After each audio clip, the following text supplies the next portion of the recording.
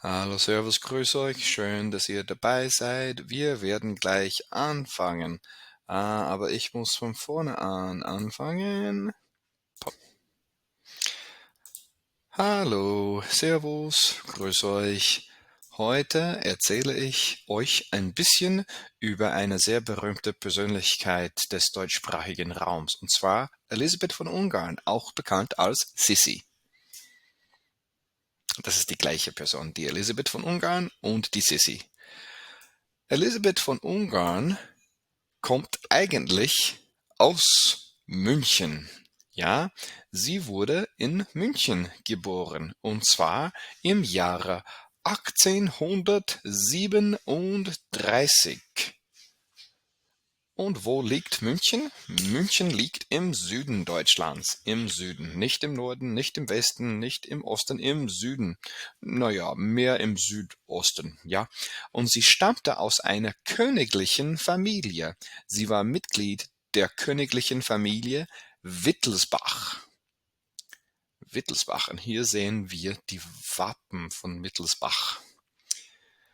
Sie wuchs mit ihren Brüdern und Schwestern im Schloss Possenhof auf. So, in diesem Schloss hier ist die Sissi, die Elisabeth, mit ihren Schwestern und ihren Brüdern aufgewachsen. Sie wuchs dort mit ihnen auf. Ihre Mutter und ihr Vater haben auch dort im Schloss Possenhof gewohnt. Und die Sissi hatte ein sehr enges Verhältnis, eine enge Beziehung, ein enges Verhältnis zu ihrem Vater gehabt. Sissi war Tierfreundin, sie hat sich mit den Tieren gut verstanden und sie verbrachte gerne Zeit draußen in der Natur. Hier sehen wir wieder Elisabeth draußen mit den Tieren. Sie war Tierfreundin. Mit ihrem Vater ging sie oft gerne reiten und in den Bergen und Wäldern wandern. Hier auf diesem Bild reitet sie mit ihrem Vater durch den Wald. Im August 1853 reiste sie mit ihrer Mutter und ihrer älteren Schwester Helene nach Bad Ischl in Österreich, um den 23. Geburtstag vom Kaiser Franz Josef zu feiern. Die Veranstaltung hätte dazu Anlass geben sollen, die Verlobung zwischen Franz Josef und Helene kundzutun. Aber es ist nämlich so gegangen, dass die Sissi Franz Josef verzauberte und Franz Josef verliebte sich in die Sissi, in die Elisabeth. Und dann machte Franz Josef Elisabeth einen Heiratsantrag. Er hat der Helene den Ring nicht gegeben, er hat der Sissi den Ring gegeben. Und der Ring war ursprünglich für die Helene. Und das hat zu Problemen zwischen Sissi und Helene geführt. Die zwei Schwestern haben dann Schwierigkeiten, Probleme gehabt, weil die Schwester, die Helene, den Franz Josef liebte und die Sissi auch.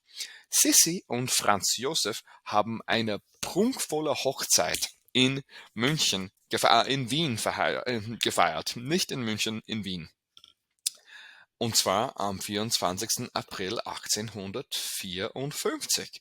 Die zwei waren sehr ineinander verliebt, wirklich sehr ineinander verliebt. Mhm.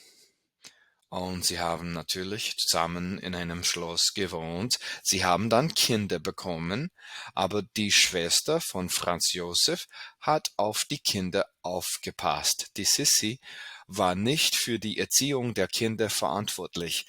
Die Schwester von Franz Josef, die Sophie, war verantwortlich. Und eine Tochter ist verstorben. Als kleines Kind, als Baby ist die eine Tochter verstorben. So, Franz Josef und Sissi haben eine Tochter verloren.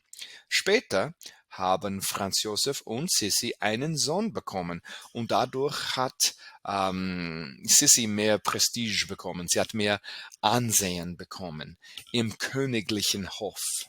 Im königlichen Hof. Ja, hier sind die 3 Kinder und hier ist die Sissi. Aber das Leben im königlichen Hof war für die Sissi stressig. Es hat sehr strenge Anstandsregeln gegeben, so Etikett, wie man leben soll. Und dann wurden Sissi und Franz Josef König und Königin von Österreich-Ungarn.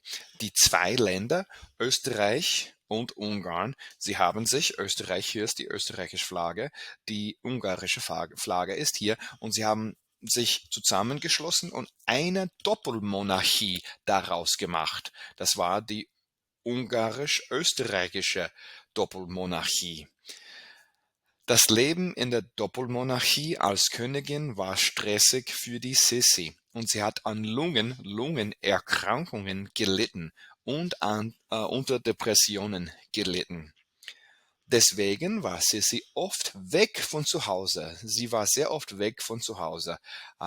In Ungarn oder auf der griechischen Insel, eine Insel, sie war auf der griechischen Insel Korfu.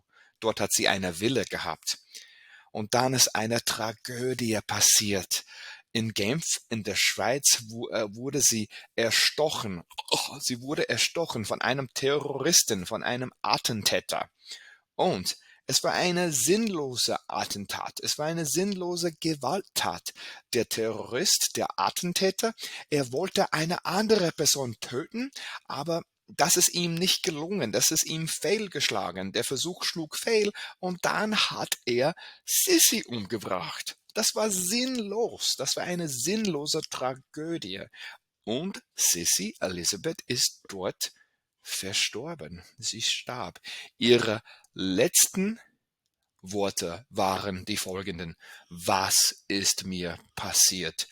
Elisabeth wurde erstochen mit einem Messer, und sie hat nicht verstanden, was ihr passiert ist. Sie hatte keine Ahnung.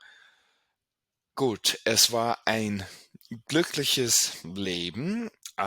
Sie war sehr beliebt in Österreich, in Ungarn und in Deutschland, aber es war ein tragisches Ende.